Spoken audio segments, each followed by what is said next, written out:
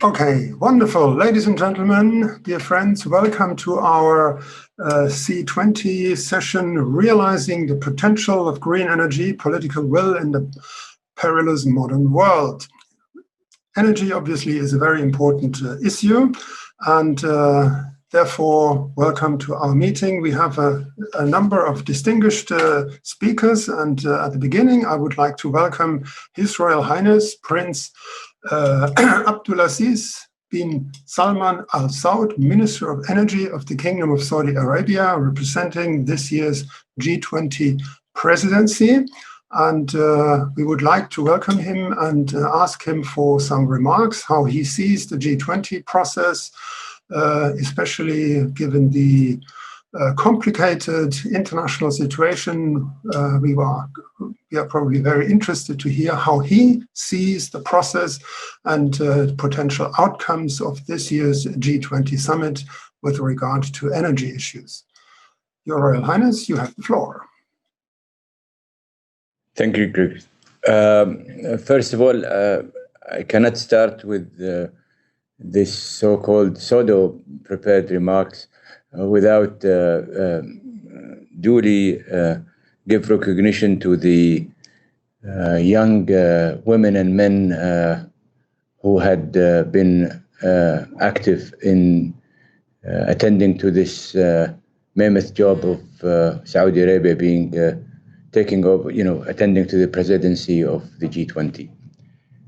One of the activities is this activity, the C20. I am full of great deal of gratitude to King Khalid Foundation for taking the lead in this endeavor.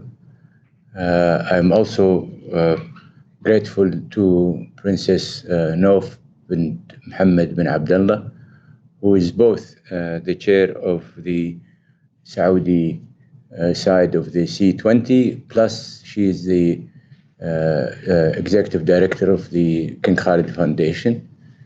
I certainly would extend my deepest gratitude to the young women and men that are volunteering or working with her in also making sure that the C20 will be as successful as the other activities that we have had the pleasure of hosting and attending to. We're reaching the climax of the G20 by hopefully a virtual heads of states meeting. We're all aspiring for the end of November meeting, and hopefully the leaders will give everybody the due recognition for the hard work that the thousands and thousands of Saudis and also our friends and colleagues from the G20 who labored hard to ensure that we have a successful G20, albeit with all what has been going on in terms of challenging humanitarian situation. I still keep emphasizing that COVID-19 not only impacted the economies and the well-being of people, but I think it is first and foremost a humanitarian tragedy. There are thousands and thousands of people who lost their loved ones. We should take stock of this experience one day and ensure, hopefully, that a repeat of this situation with the good work and good collaboration, international collaboration, that we should mitigate the possibility of reoccurrence to a situation like what we are into.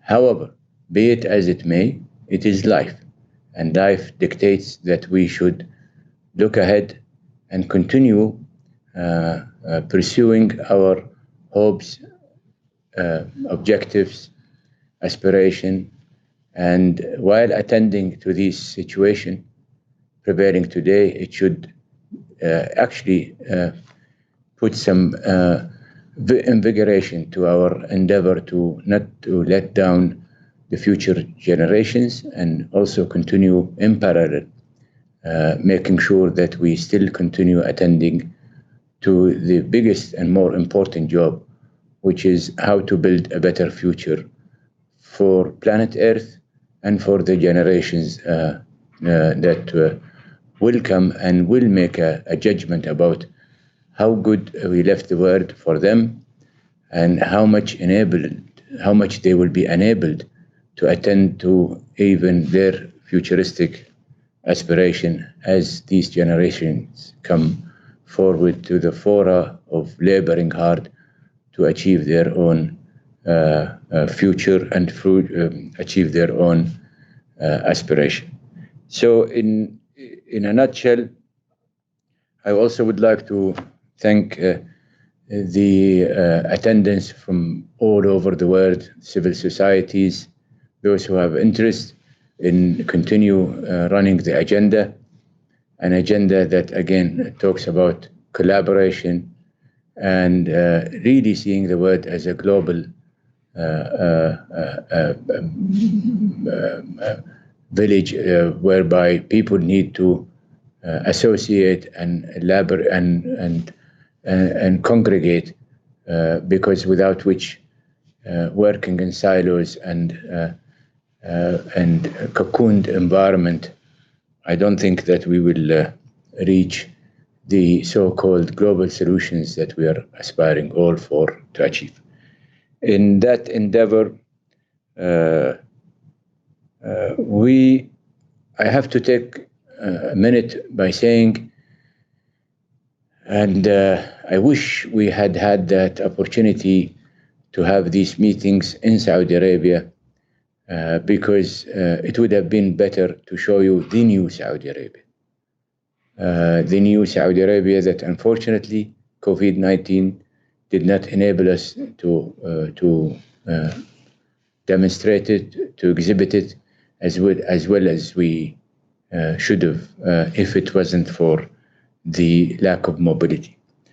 In this endeavor, His Royal Highness Crown Prince Mohammed is building a new Saudi Arabia, which is young, innovative, optimistic, responsible, and full of ambition. And as a subordinate to His Highness, I have to emphasize that it is all about youth, an educated youth, a trained youth, and also full of aspiration. So, for that to ensure that we do the good work for the generations to come, we are moving as Saudi Arabia in a journey of, I would call it, energy transition. It is the lowest we feel, and we have a record to show. We are the lowest cost producer, such as well as other countries within the region, and including Russia, that would be able to keep selling their oil the longest. What is more stronger is climate policy should focus not just on the greenhouse gases emitted by burning of fuel, but the carbon intensity of the entire production cycle. Most Gulf countries are very efficient producer with easy to extract barrels, less methane leakages, and lower flaring rates. They have some of the lowest life cycle emissions associated with their oil. We're part of the solution, definitely. I would venture to say we would never accept to be part of the problem. And we will never settle to be part of the solution. But our full-fledged commitment is that we should, I would say in a British way, elbow our way of taking the lead in being the source of the solutions. And to demonstrate this, in the recent G20 ministerial meeting, where the energy minister of the world leading economies endorsed our strategy to adopt the circular carbon economy as a holistic, inclusive, and pragmatic approach to manage GHG emissions. Recognizing that GHG emission is the challenge, the circular carbon economy is a technology-based approach offering solutions to manage such emissions by adapting all possible levers across the 4 Rs. The 4 Rs are, some of you may know, and we could go on discussing them if you want. It's mainly reducing emissions, reusing CO2s and the other GHGs, recycling and removing. And we could elaborate, but I have much more things to talk about. And I don't want to take all the time available for our other participant. King Abdullah Research Center, CAPSERC, has a dedicated website on circular carbon economy, and with collaboration with many of the international organizations that have interest in that.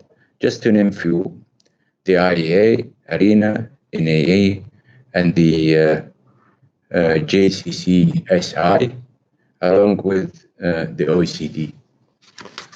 In there, you will see a lot of work, collaborative work, and we shall continue to do that with many of the potential stakeholders. In the Kingdom, we are formally launching a dedicated circular carbon economy national program that will consolidate and accelerate the current momentum towards sustainability and in a holistic manner. Today, we already have more than 100 ongoing and planned initiatives in the Kingdom across 45 stakeholders with very exciting expected results. To highlight just a few of our flagship projects, and again, I just want to enumerate them, but I'll be more than glad and happy to share a few of these programs and what we are doing with them. Some of them we have started even before. Some of them we've just been embarking on them to activate them. And certainly some of them, we will ensure that we execute them so long as we address the challenging issues of technology, economics, and what have you. And actually with a view to make sure that our approach is open to participants of all creeds, of all institutions that have the same interests. But mainly we're focusing on the 4Rs, as I said, in terms of reduce. We are up and running with a serious national efficiency program, and we will ensure that we will outpace everybody in terms of efficiency. We have a good record so far. To name few, we've been reducing intensity, energy intensity. We've been improving fuel efficiency. We've been reducing, even inducing building standards that goes as high as 50% of the old days as we were. True, also, we are also engaged in a renewable program, both solar and wind, and our commitment, not aspiration, but commitment that by 2030, our power sector will be shifting dramatically to about almost close to 50% of renewables, along with shifting using liquids and substituting it for gas. We are moving towards green hydrogen, and we already made a good name. We are the first exporter of ammonia that includes hydrogen and will be used in Japan to power to use it for power purposes. Our project this is the blue hydrogen, the green hydrogen. As you may have heard, we are going to be executing a 5 billion project, which will be the biggest project to generate a green hydrogen. So we have within our withers something not to brag about, but to really demonstrate it, show it, and as we move on, we will showcase it to everybody. We are also engaged in serious enhanced oil recovery programs that will use CO2 as a way to recycle and use CO2s. Seriously involved in carbon capture utilization. And again, it's the best of the two worlds because we identify that carbon and O2 are materials and should not be thrown away, but actually you could make use of them. And we have SABIC is pioneering, and we have the project in ground to make sure that people can physically visit, see how much we will be using CO2 to make better use of it, including we have a serious material program in the ministry, which we call it a sustainability program. I think Naif may talk about it also. That would ensure that we will look at ways and means of using hydrocarbon and creating new markets for it and new ways of using it, as opposed to the current maturing markets that are in existence today. It's a challenge, and we accept the challenge, but we feel that every molecule of hydrocarbon should be used so long as we use it in an environmentally sound and effective and efficient way. We also, as Saudi Arabia, we have embarked on a program on tree plantations. It is a Saudi program, and we're still aspiring for an international program that could be accepted or approved or moved by peers to see into it that tree planting is the best approach to create sinks, and therefore adaptation is part of our agenda as Saudi Arabia per se, and we have shown and demonstrated our willingness to be a participant with any group of countries that can carry on pursuing this endeavor. We are also focusing on blue carbon, which has to do with mangroves, and we have, again, physical evidence to show for it, that we are growing mangroves along the coastal lines of the Gulf, and especially around our oil facilities. It is there, it is physical, you can Google it and you can look at it. There are currently thousands, and I'm serious about thousands of CCE technologies and applications within the utility and manufacturing sector alone, which contribute to about 2/3 of our emissions in Saudi Arabia. We have already identified more than 275 potential technologies and applications across the 4 parts that can make major contribution to achieving a circular carbon economy within our country. We understand that many of these CCE technologies are still in early stages, and significant R&D is required over the coming years and decades.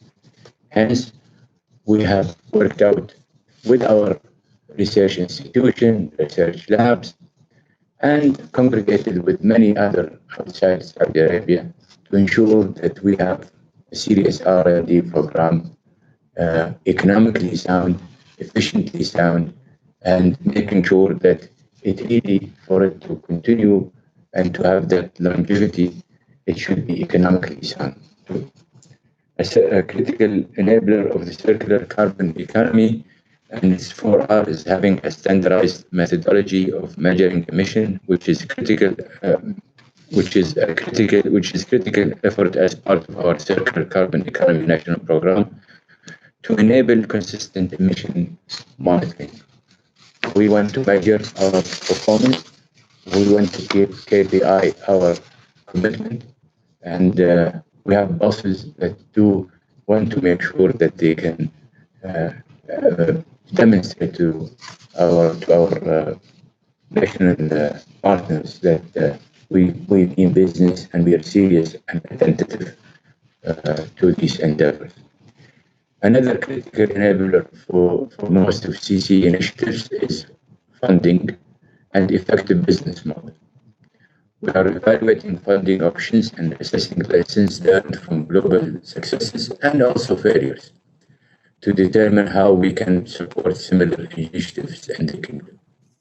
And we hope that we can pioneer these models for which we could share it with others, and therefore there should be a kind of an internationalization to these practices, including funding agencies, banks, and lending institutions, both global and international lending institutions or private and commercial lending institutions. We are currently building our forecast model, which with scenarios to help us identify where to prioritize our resources to achieve cost-effective emission reduction in the kingdom. And I talk about the Kingdom of Saudi Arabia, not any other kingdom, not any other La La Land. Taking this holistic approach to the GHG emission abatement will enable a significant social economic benefit from the circular carbon economy. And just to name a few, there will be an economic uplift, there will be investment efficiency, there will be energy access, and it is a fundamental issue for us in Saudi Arabia. We owe it to everybody in the world that energy access should be a fundamental issue, should be a global issue. There are millions and millions of people who are not getting educated because of lack of power. There are millions and billions of people who are still using biomass because they don't have the right fuel to use. And therefore, also they are emitting lots of emissions as a result of that. If we can't reach out to these millions of people with solutions, albeit to make a sustainable commercial solution, then I don't know what else can we be doing. And there will be also, as a result of that, a comprehensive sector coverage, which may look at the whole sector system as our energy system as Saudi Arabia. We have, and I'm very proud to say that I've been working with so many hundreds of people, and again, proudly saying women and men, where we have a comprehensive now approach of how we look at energy from both the energy mix, efficiency, CCE, and how we can, as I said earlier, generate a new pattern of a non-conventional way of using hydrocarbon. And also we are reaching out to the new challenges, as I said, hydrogen, and how can we be, again, taking a lead on these things.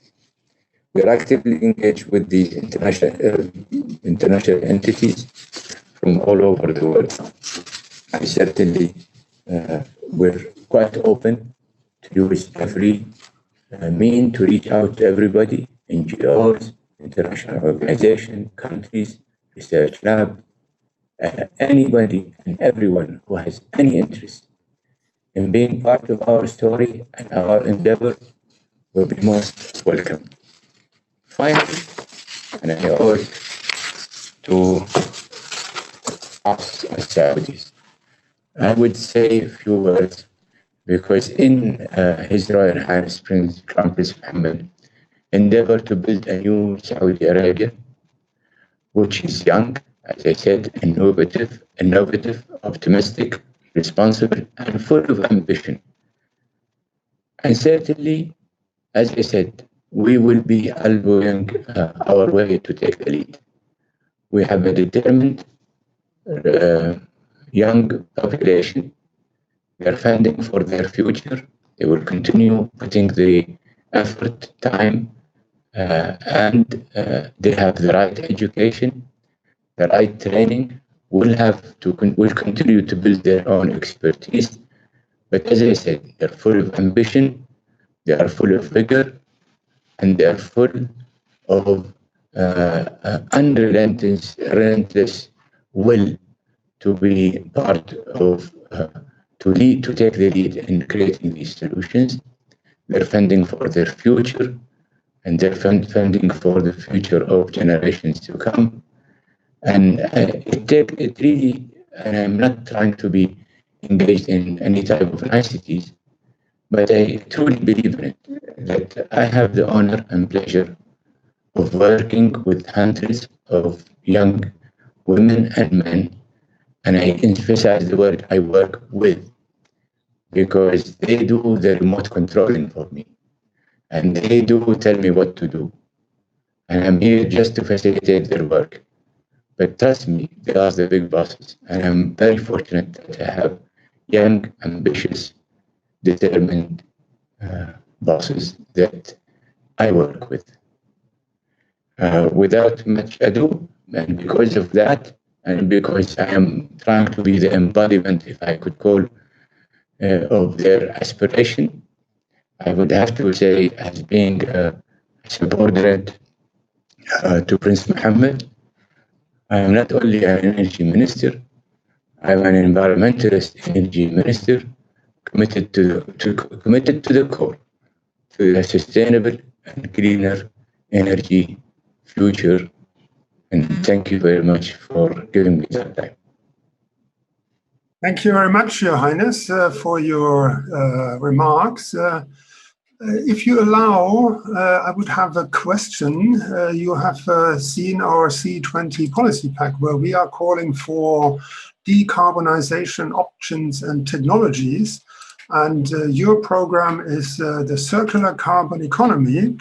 And at first look, it would seem difficult to reconcile these two concepts. What do you think, is there a way to reconcile these ideas of decarbonization and circular carbon economy, or is it a contradiction in your view? If you permit me, I think it is a contradiction, because, as I said earlier, carbon is a material, and carbon can be made use of.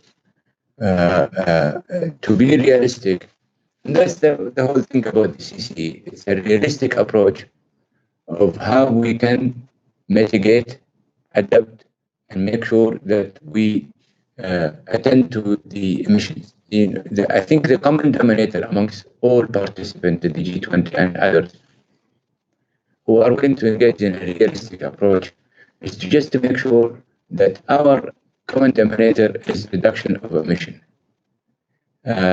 Be it with any type of technology, with any type of mean, I think it should be the common denominator and the common aspiration for all of us.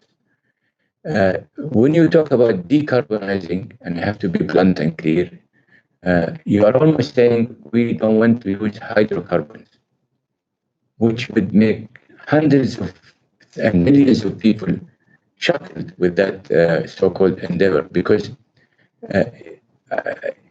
truly and honestly, we have to be honest about it. Are we after reducing hydrocarbon, or are we after reducing emissions? What would help the world? What would help the world is reduction of emissions. So if the endeavor is reduction of emissions of all the not only carbon but also the GHGs,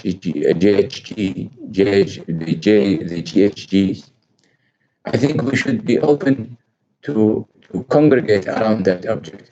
Why? Because the aspiration is to reduce emissions of all gases, to ensure that we reduce the temperature of planet Earth to a certain degree. That's the endeavor.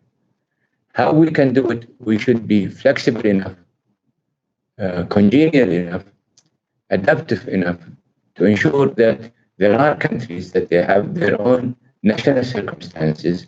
And if you want to have the buying in, and if you want to have the commitment, you should be cognizant of their grievances and their concerns. Yeah, thank you very much. I think that was a clear answer. I would now like to give the floor to the first of our distinguished speakers, Dipti Vaghela from the Hydro Empowerment Network. She is the network facilitator and manager. Dipti, you have the floor. Thank you very much for having us on this panel. It was very inspiring to hear the Highness's vision for energy development. Our network is a South-South exchange network. We work to advance small-scale hydropower. We focus on technology, policy, finance, and socio-environmental aspects. Our goal is to empower the practitioners that work directly with communities. The type of hydropower that we work on is generated by the community itself. So we focus on micro hydropower that is locally manufactured, that looks at the catchment area of where these communities live. And also, we very much focus on the productive end use, what is actually done with the electricity. And of all the decentralized renewable energy for rural electrification that exist, we really see that micro hydropower has benefits that go beyond just access to electricity.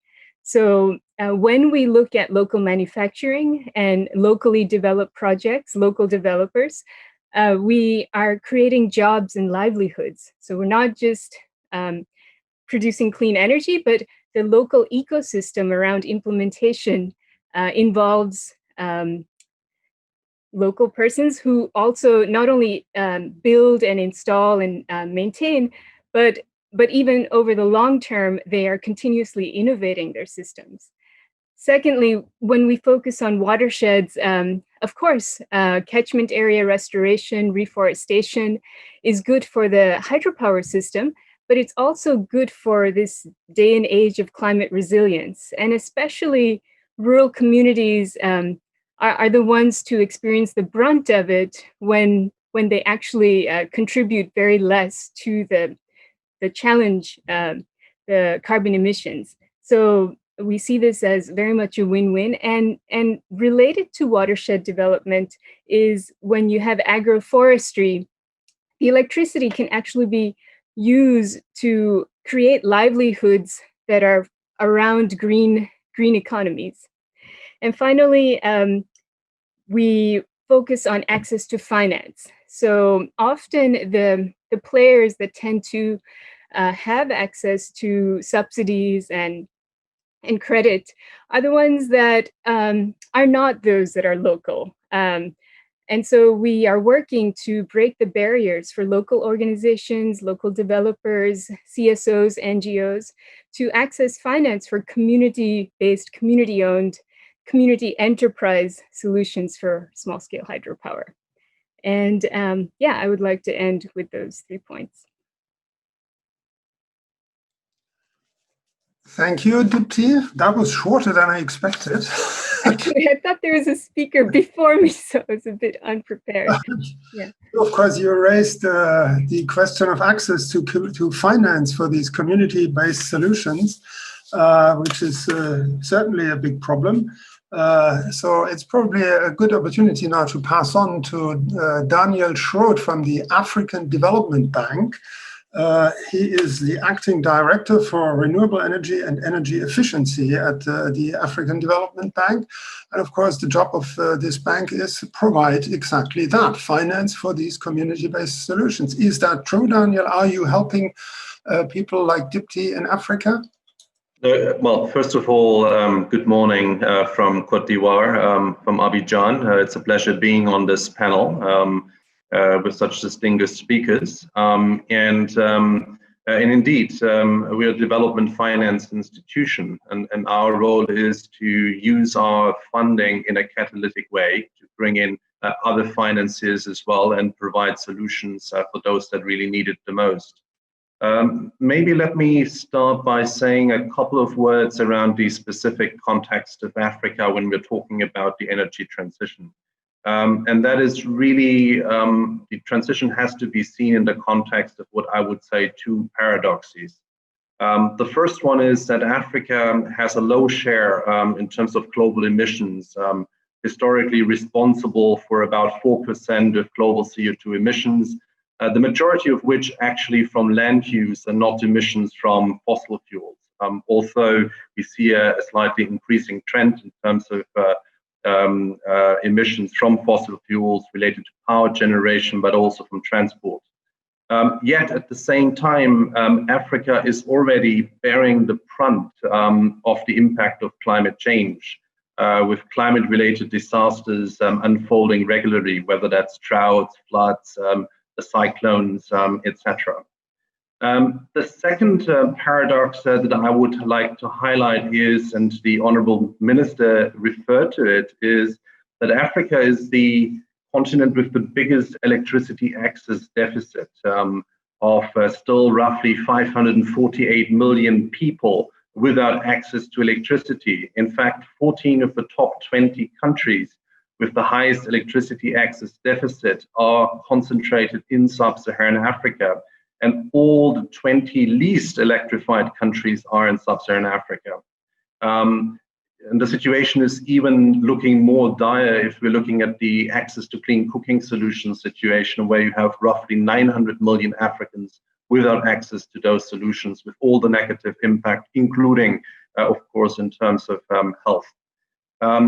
At the same time, Africa has large and largely untapped renewable energy potential, whether that's solar, which has enormous potential all across the continent, whether that's geothermal in the Eastern African Rift Valley, whether that is wind and indeed hydropower across the continent, but particularly also in Central Africa.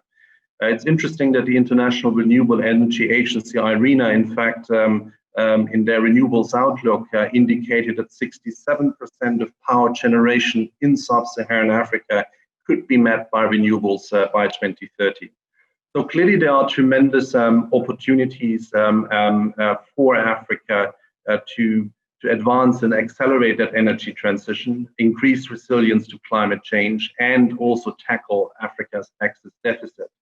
Let me just highlight a few points. One is, I think what we've really seen, and I think we're all aware, is the cost reduction of renewables over the last decade in particular. It's also interesting, particularly for solar PV, that the levelized cost of electricity in sub-Saharan Africa, or in Africa, is actually almost comparable to the global level. So renewables increasingly becoming the least cost solution. Another key dimension is the importance of providing support for increased flexibility of the power systems. Here, the whole kind of question, particularly around storage, is pivotal. The question around digitalization. So there are a lot of opportunities that also require targeted support and investments in these areas. A third kind of point, and Dipti alluded to it, is really the decentralization, the decentralized energy access solutions, where Africa, in fact, has been very much at the forefront. The growth that we've seen in East Africa, in particular, of solar home systems, the opportunities now presented of green mini grids, whether solar-based or indeed mini hydro, where most of the global additions are in fact stemming from Africa in terms of additional capacity. And the cost of these solutions have come down tremendously, also in comparison with the traditional way of expanding and extending the grid.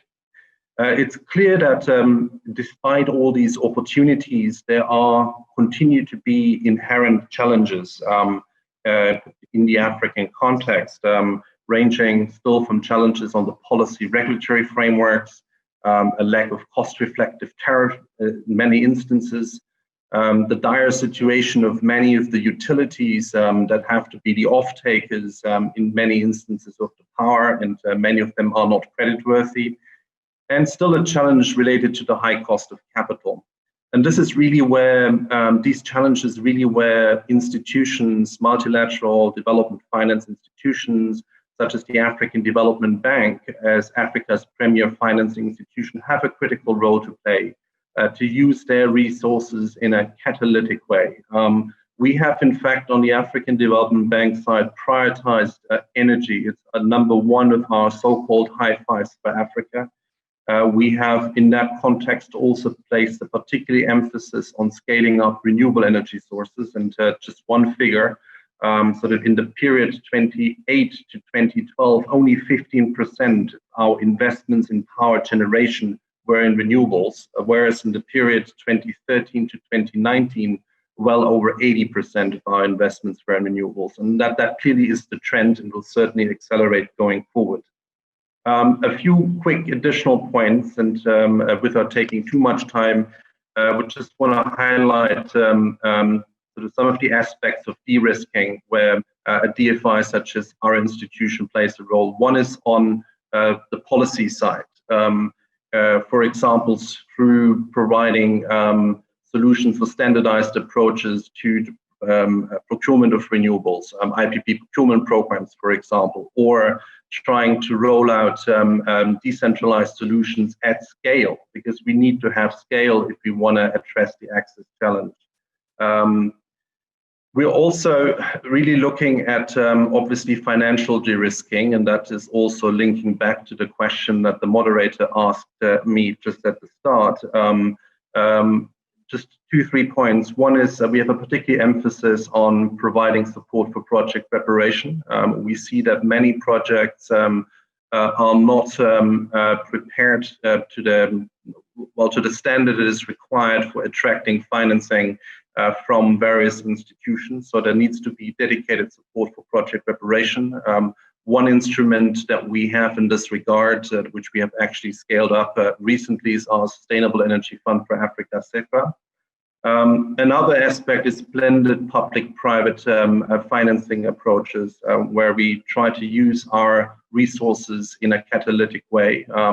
And I just want to mention one example. We launched the Facility for Energy Inclusion, which is operating through 2 dedicated funds, really trying to address the smaller scale projects for which, from a transaction cost perspective, it is just not economical for the institution to directly invest. So we created a dedicated vehicle. We were able to mobilize highly concessional resources for first loss, bringing in more commercially oriented investors.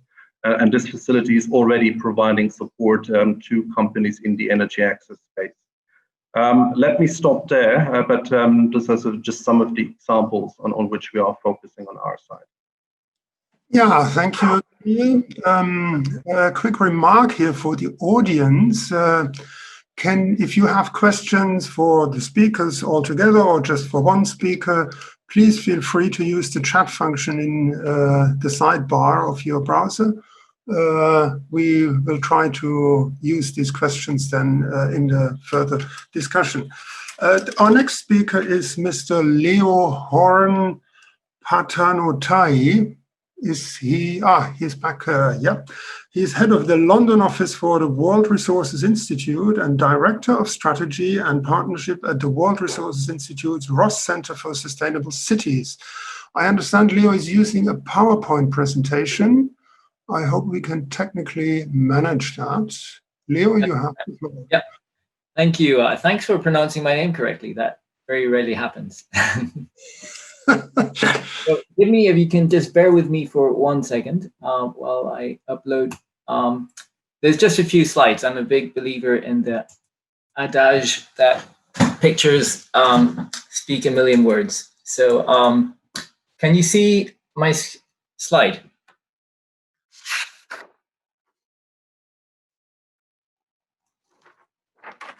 Very good. Very good. That work? Right. By the way, good morning, good afternoon, good evening, wherever you're dialing in from. It's a real delight to be joining you for this discussion today. So I'll just have a few slides just to illustrate very visually some of the key points I'm going to make, and I'm going to be saying just a few words about the crucial and largely untapped role that cities have to play in the clean energy transition. So I think it will be clear to most of you that the path to decarbonized energy systems really goes through cities that are transformed. 3/4 of the energy-related carbon emissions arise from cities, and we're looking at a situation of continued rapid urbanization.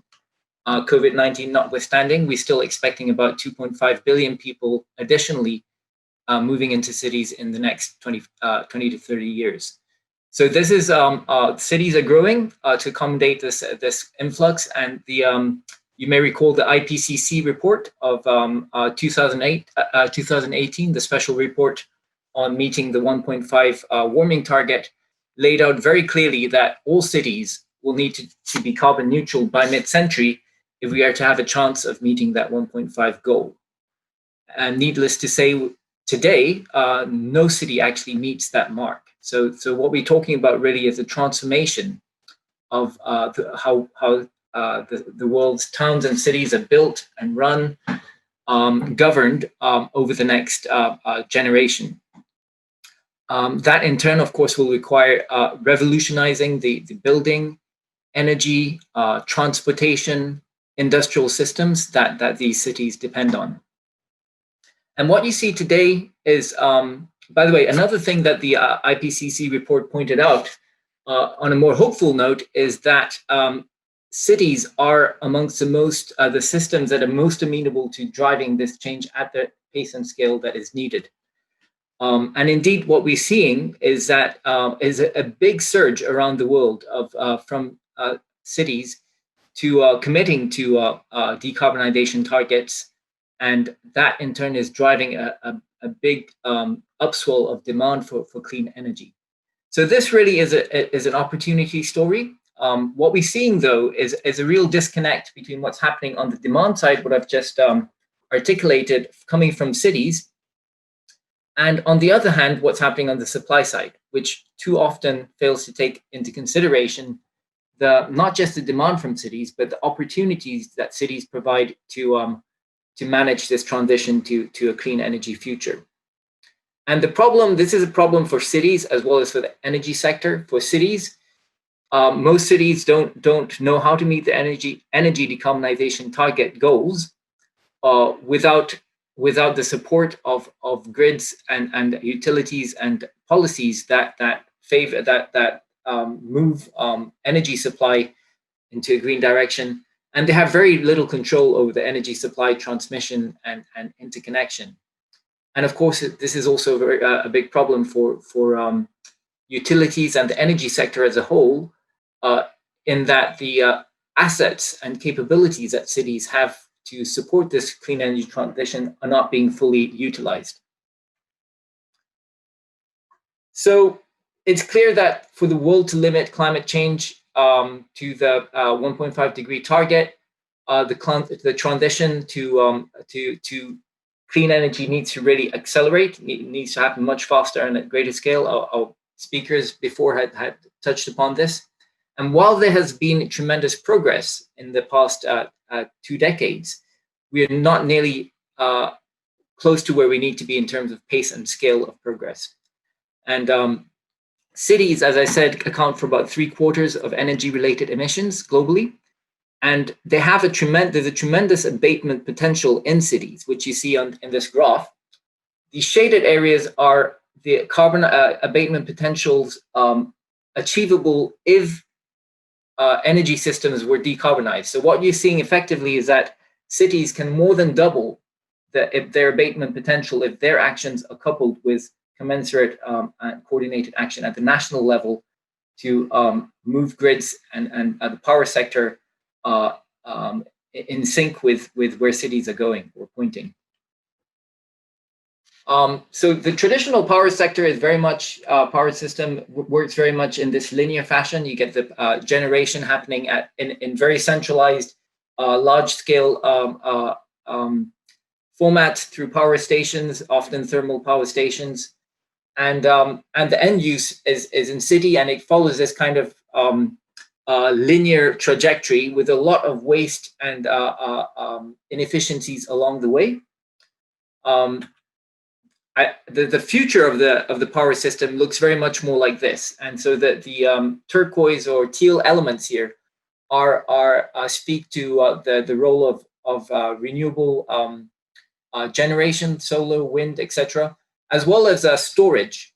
And all of these teal assets are assets that really cities are leading the way in innovating and bringing these online. And it is in cities that we find a lot of the capabilities for bringing these new elements to play in the future power system. So, how do you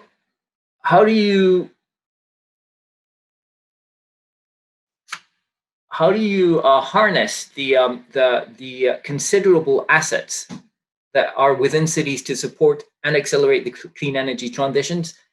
At the city level, there are really three major steps that cities can take. One is really optimizing across the cities in terms of buildings, transportation, moving to net zero carbon buildings, for example, electrifying mobility solutions, including public transport, freight, private vehicles, developing the infrastructure for charging, for example.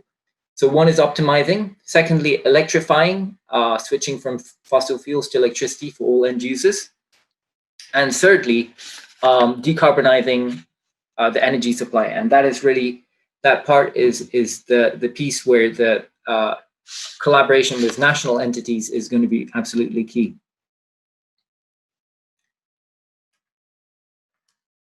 So there are three mega trends that are currently driving the changes in the energy markets and the energy sector more broadly, with all of which speak to a much greater potential role for cities in the energy transition. And we refer to these as the three Ds. Decarbonization, which is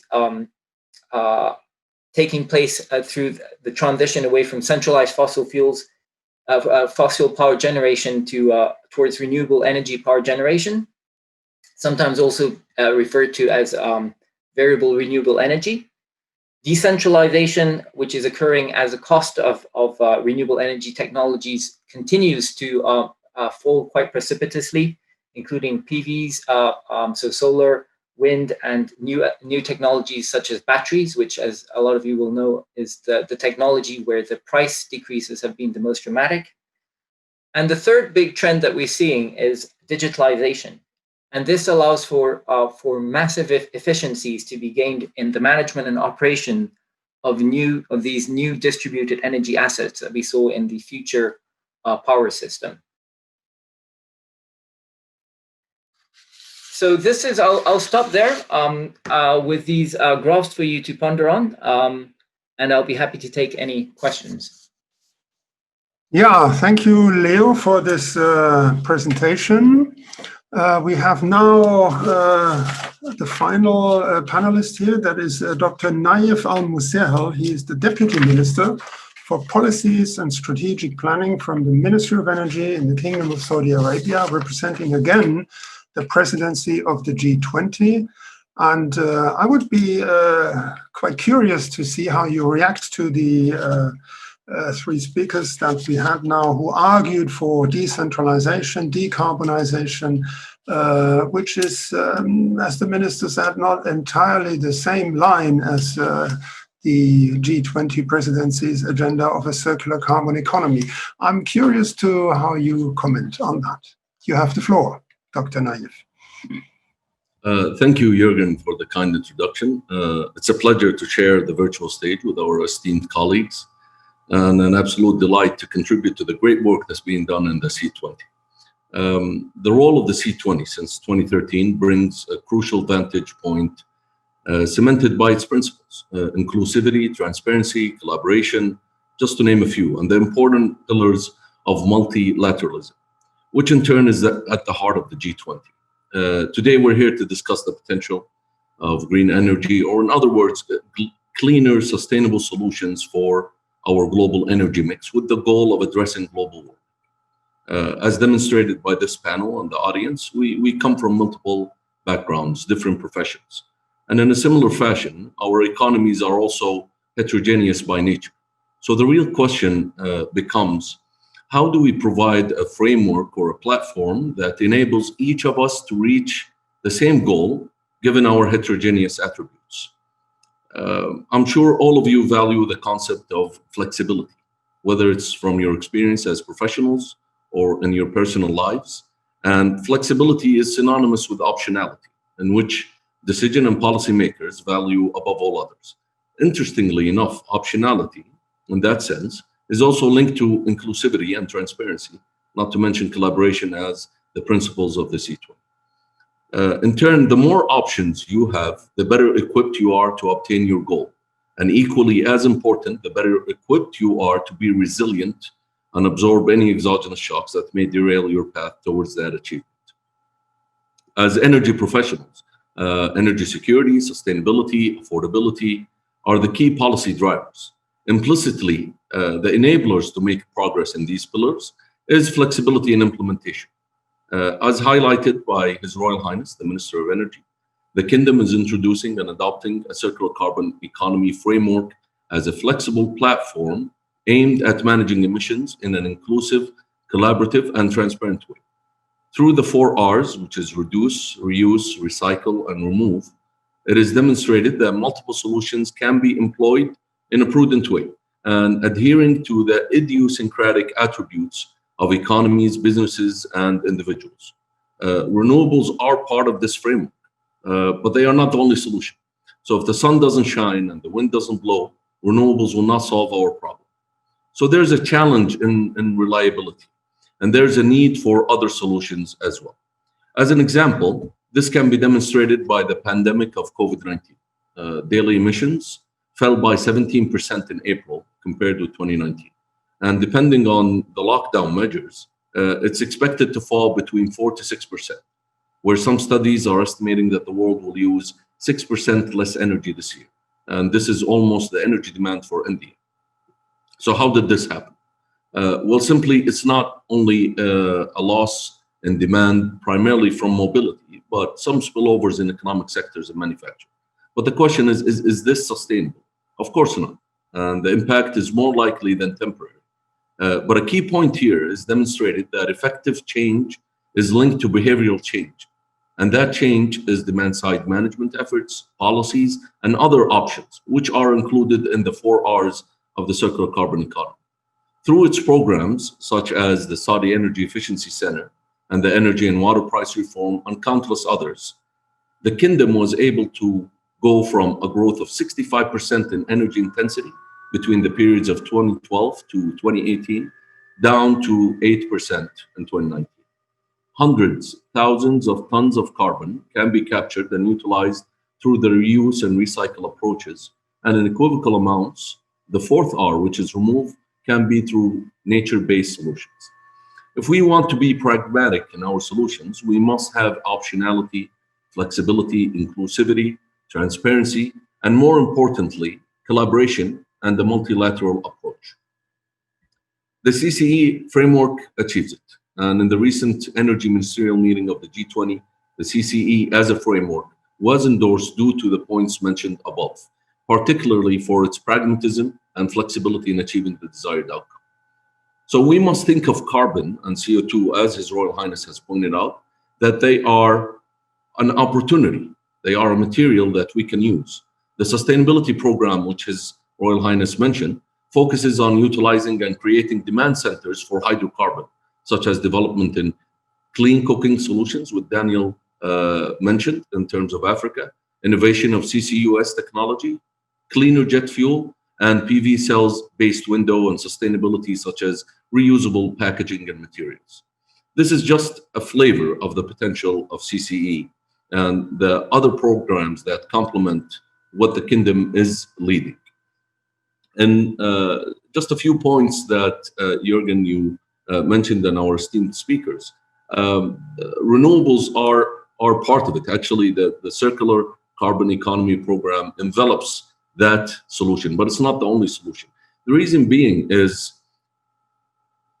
renewables are going to depend on storage. So if we take an example of today's largest energy storage plants or batteries, it will take them almost 500 years to have the ability to store 1 day's worth of energy consumption from the US. Now, the idea is we are supposed to solve a problem, which is, climate change, but with the avoidance of creating another problem. If we focus heavily on renewables as the only solution, we're going to have multiple issues or other environmental challenges, such as lack of biodiversity due to the mining activities that are estimated to be between 200 and 2,000% an increase of rare earth metals such as lithium, cobalt, and so on. So the best approach is to have flexibility in demand-side management, in viewing carbon as an opportunity. It is a material that we're able to use, and at the same time be environmentally conscious of what we propose as a framework and how do we go from here. All of these I hope to discuss in the next period, and I hope I'm able to give you a flavor of what we are doing and what the Kingdom is leading and pushing for on this important topic. I look forward to this fruitful discussion, and thank you very much. Thank you, Dr. Nayev, for this clear statement. I think Dipti was the shortest, had the shortest speaking time of all speakers, and I would like to turn now to her and ask her not only to answer the one question that was in the chat for you, asking whether African or how many African countries have benefited from what you have proposed, but I would also like to hear an answer for her, from her. When you listened to Daniel's statement, was that any help for you for multilateral development banks? Do they play a role for the problem of accessing finance for community-based electricity generation? And if you could also touch on what Dr. Nayev said, renewables are only part of the solution. When I listen to you, for you, it's the only solution. Do you think that this circular carbon economy concept is of any relevance for community-based energy generation, or is that more for a sort of a larger scale approach? If you can comment on that, I think that would be interesting. All right, I'll go in the order that you asked them. So in Africa, actually, all three major regions, Southern, Eastern, Western Africa, have quite a bit of hydropower potential. It's large potential, and small-scale hydro has been done in places like Kenya through, you might know, a group called Practical Action, and also various aid-based groups that have done community-based hydro. And we have interest from Nigeria, Cameroon, Rwanda, Burundi. All of these places have large areas of unelectrified regions that have access to small-scale hydro. And we really feel that instead of taking a grant-based high subsidy approach, having affordable finance available for these communities in an entrepreneurial local enterprise approach leads to projects that are long sustainable. We know this from 30, 40 years of the sector's development in Nepal, in Myanmar, Indonesia. We know that local manufacturing and an enterprise-based approach is the key. So we really wish to bring that to Africa. And in that sense, Daniel's comments were extremely helpful. I'm very happy to know that the African Development Bank looks at financing for small-scale actors, decentralized renewable energy. And I'd like to know more about who the local actors are and how do we build the skills of local CSOs to take a part in this, because when we speak about scalability, they become very important. Those groups that are sort of fighting against coal and large hydropower need to be enabled to develop decentralized renewable energy, and finance is a big part of that. Finally, to address your question with regards to circular carbon economy and whether that can be inclusive of rural areas, marginalized areas. I think the Deputy Minister's point on mining is a huge, huge point. Many of the places that these minerals are extracted from are indigenous communities, rural communities, and the way that it's done is not equitable. Their permissions are not taken. There's, the law sometimes is not there. So I would very much agree with him that we should look at reusing and recycling. And I would also encourage looking at a technology differentiation approach. So when we think of renewables at the moment, we think solar. And solar is quite versatile because you can sort of drop it and go, unlike biomass or microhydro technologies. However, small-scale hydro and biomass energy, such as gasifiers for electrification, don't require battery storage. So, and the amount of extractive material that's used is quite minimal in those technologies versus PV, along with the quality of technology that comes. Usually with solar, at least for rural electrification, it's very difficult to run a rice mill or an oil mill or motorized technology that requires that actually supports local livelihood, reduces physical drudgery. However, with mini microhydro, biomass energy technologies, you actually produce per kilowatt, you produce a much richer type of technology. So yeah, those are the points I have. Thank you.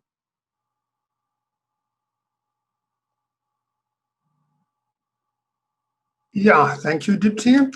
I would now turn to Daniel.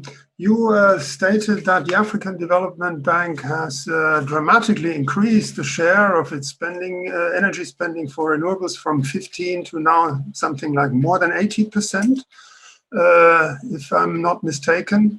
That seems to me that for the African Development Bank, renewable the solution, and there's little left apart from renewables when it comes to covering the energy needs of Africa. Maybe you could also comment a little bit on the circular carbon economy. Is that something that the African Development Bank has on its screen, or is it a concept that you think is more for countries that have a lot of hydrocarbons, but not for countries that import hydrocarbons?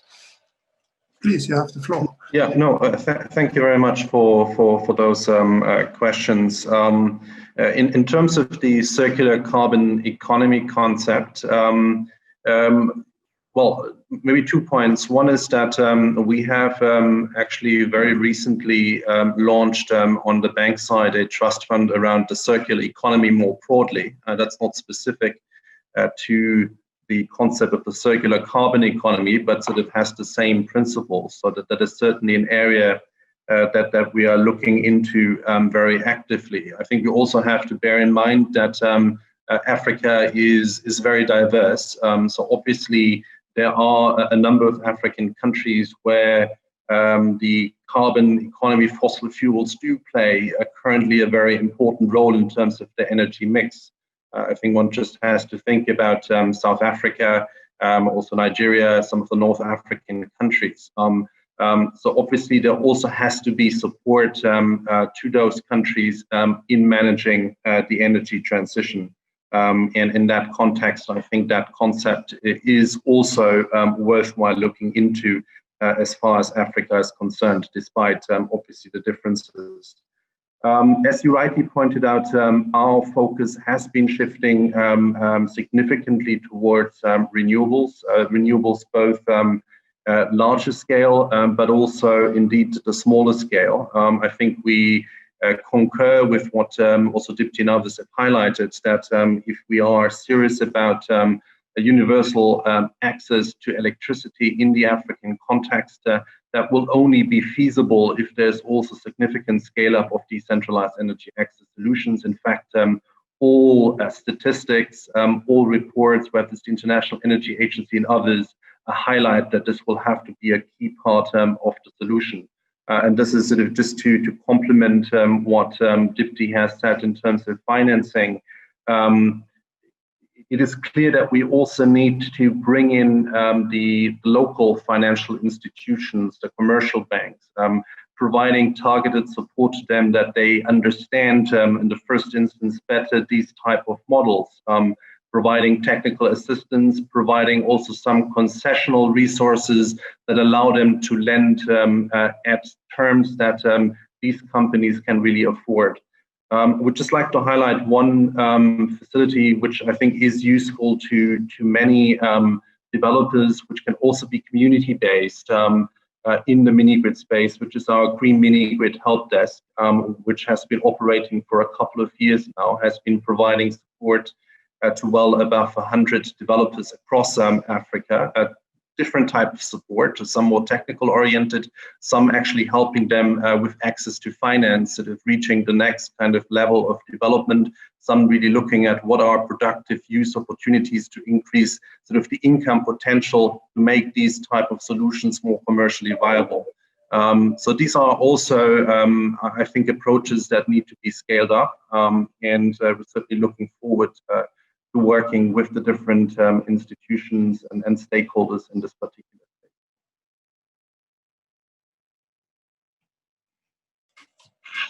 Yeah, thank you for your statement. Leo was asked in the chat by some participant how fast should the transition that he was suggesting, the three mega trends of decentralization, decarbonization, and digitalization, how fast should that happen? And perhaps I could also add a question talking about this side effects, this whole digitalization, of course, as Dipti also mentioned, sucks up enormous amounts of precious metals, from battery technologies to all kinds of rare metals, etc. And cities are the place where they are consumed. Cities are the place where they turned into waste. And cities also can make a lot of decisions where they can not waste these materials, but reuse them. So I would ask you whether reusing, not necessarily just of hydrocarbons, but of everything, metals, other raw materials, should not be another mega trend that cities have a very important role to play in, because otherwise this transformation towards renewables becomes another big resource consuming and resource wasting exercise. You use a lot of metals, then you throw them away, and then you mine more. Maybe you can comment on that. Thank you. Happy to. Thanks. I think well, firstly, the trends these are trends. So this is what is happening. What we're seeing in the world is a tremendous, for the last 20 years or so, tremendous decline, continuous and very rapid decline in the price of renewables. And digitalization is also a trend that we've seen, and with the ICT revolution, the advent of big data-based systems and for managing anything from energy to cities, transportation systems. And so the opportunity here is really for a non-linear change, for innovation. And a lot of that you're seeing happening in cities, right? You're seeing innovation in systems, innovation in business models. And I very much agree with the point. I mean, the point you make is very important, that the potential for building circular systems which break this kind of take, make, waste linear model when it comes to the energy assets like storage, like batteries. And so we're seeing, for example, 90% of the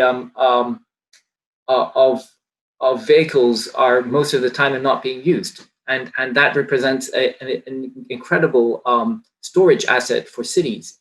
Indeed, I think the numbers we've come up with for the US is that by electrifying school bus fleets alone, you generate 72 gigawatt capacity, storage capacity.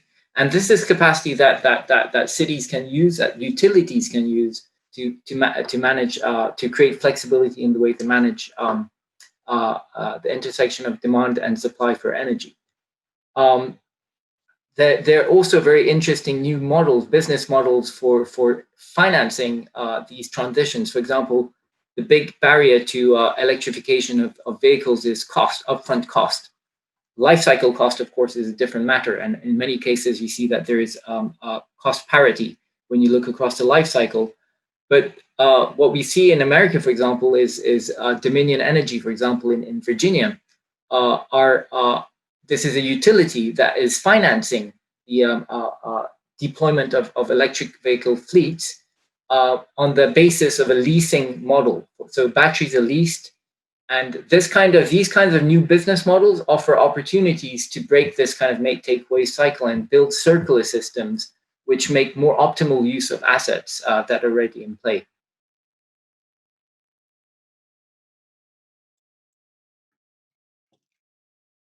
Yeah, thank you, Leo. I just see in the chat a link. Maybe I would turn now to Dr. Nayev again.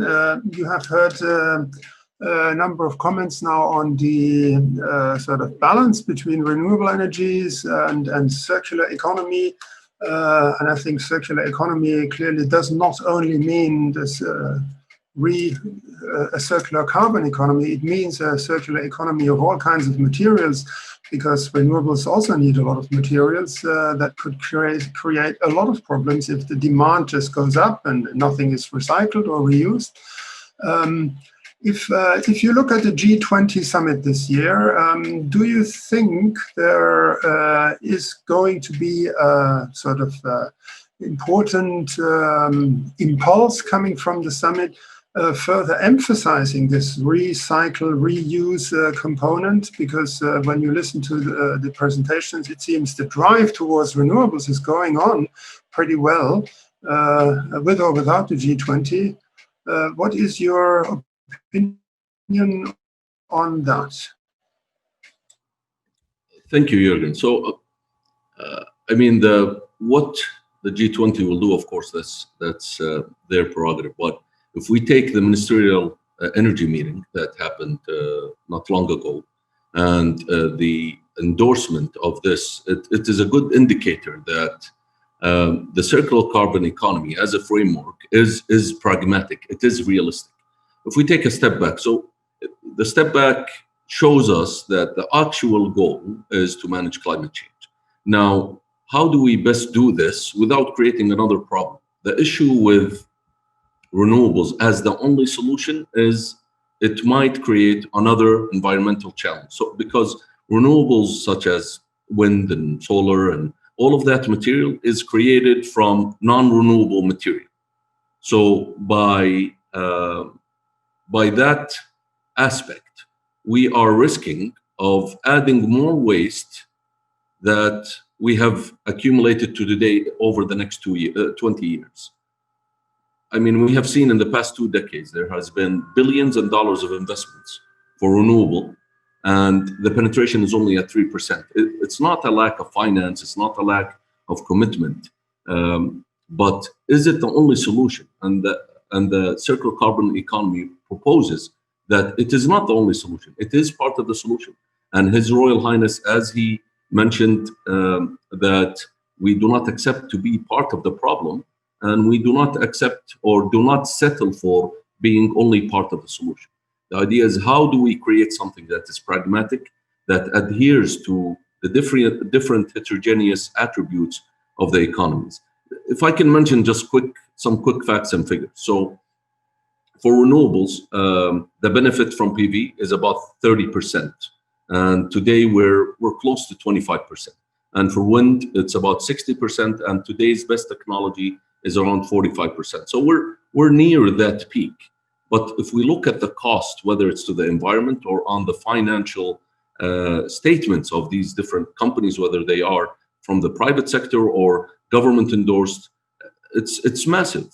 For example, a 100 megawatt farm may power of renewables or wind renewables may power around 75,000 homes.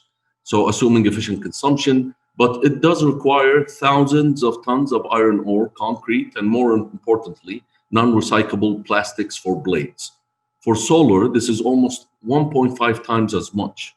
Lifespan of renewables is about 20 years. For gas turbines, it's nearly double that. Interestingly, IRENA estimates that by 2050, the waste from renewables will be twice as much as all of the waste that we have today. So taking hydrocarbons and the optionality within the circular carbon economy of really having a paradigm shift and viewing carbon as an opportunity that we are able to utilize and best address our climate change, and something that does not bring the economic engine to a screeching halt for the entire globe is the way forward. Costs are the same to build a wind turbine versus dig one oil well. But the wind turbine would generate energy of equivalent maybe 1 barrel of oil per hour, while the oil rig produces about 10 barrels per oil barrel. It costs about 50 cents to store for oil and almost $200 worth of batteries to store renewables. So the idea is, how do we utilize what we already have, such as the hydrocarbons, in an environmentally cleaner way that is able to sustain a better future for the generations to come and for the planet, without a doubt. The circular carbon economy is not excluding renewables, but it is saying it is much bigger than renewables. It needs to be behavioral change, it needs to be innovation, which Leo has mentioned, and sustainability, and the different technologies that we are able to utilize in order to have a complete benefit across the entire platform. So in short, if I take the indication of the energy minister's endorsement of the CCE, I think it will carry a successful adaptation in the G20 at the end of November. Thank you. Yeah, thank you, Dr. Nayev. We are now coming closer to the end of our session, and I would like to invite His Royal Highness to conclude the session. Maybe allow me a little personal remark. I have attended, I think it was 18 climate conferences of the United Nations. 18, that is quite a lot, probably too many.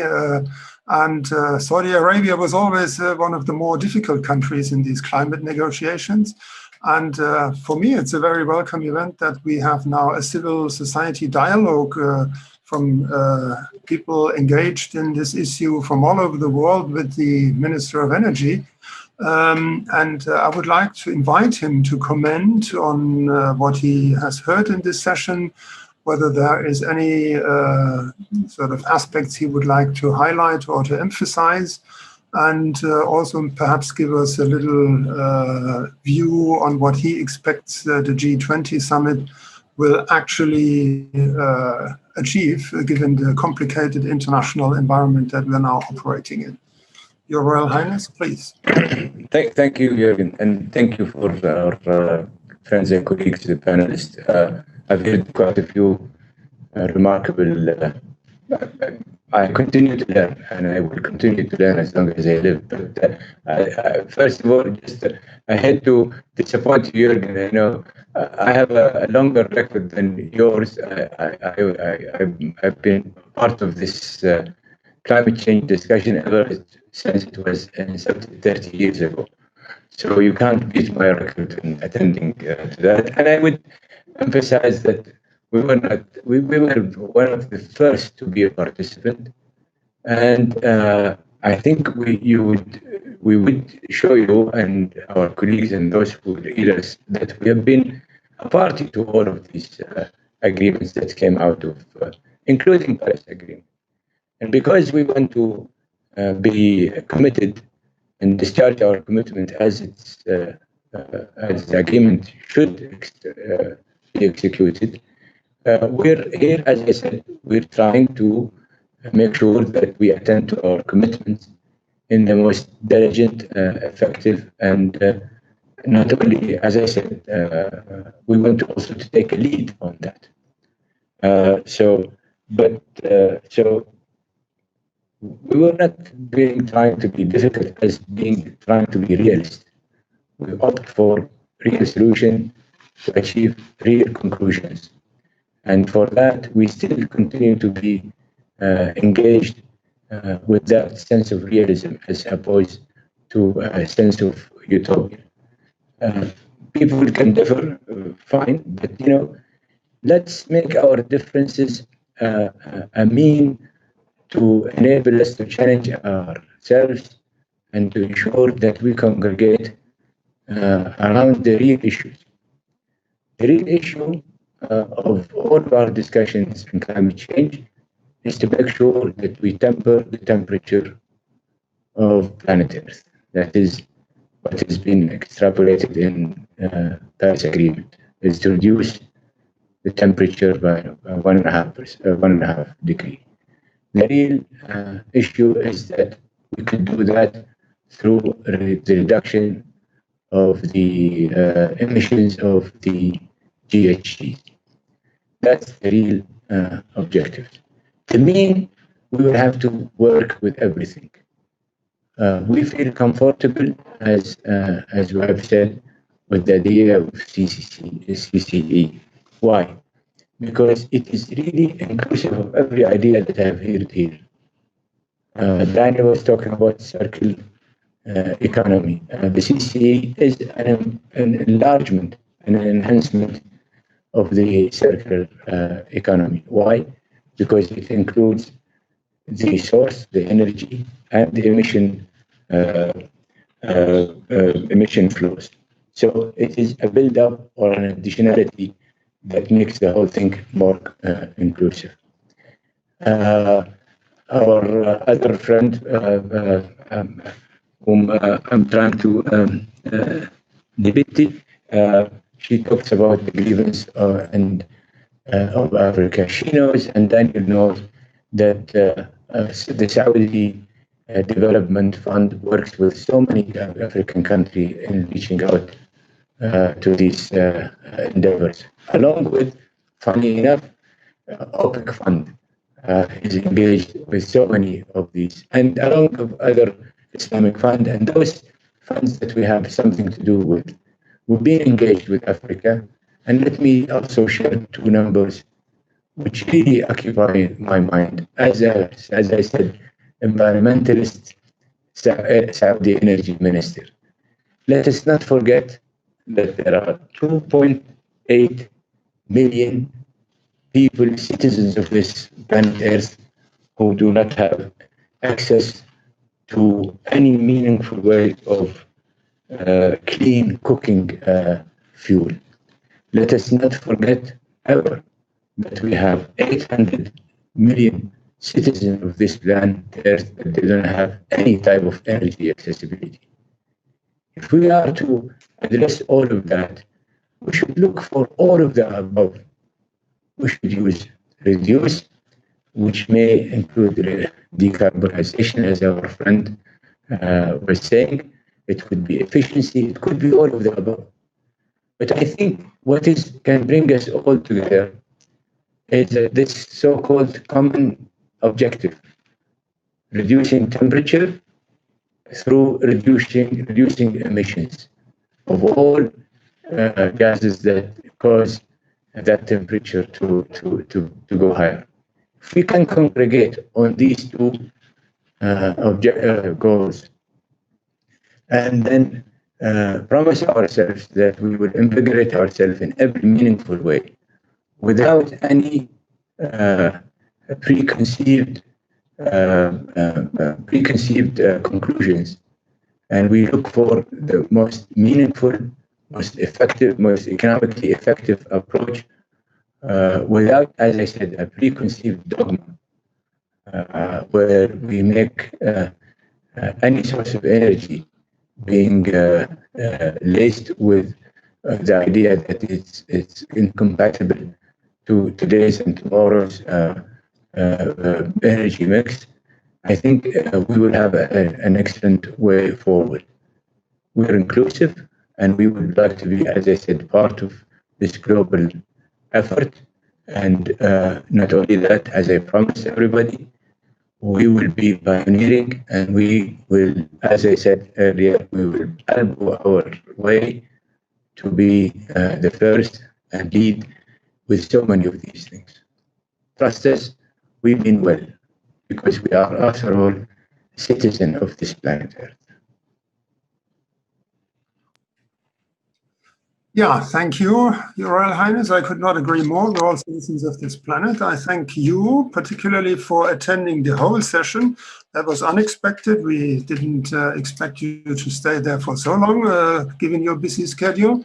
I thank, of course, all the other speakers for joining us, for giving us insight into what they think and their valuable presentations. I thank, of course, the audience from all over the world for listening and for participating in the chat. If you are interested in the results, it will be passed to the working groups of the C20.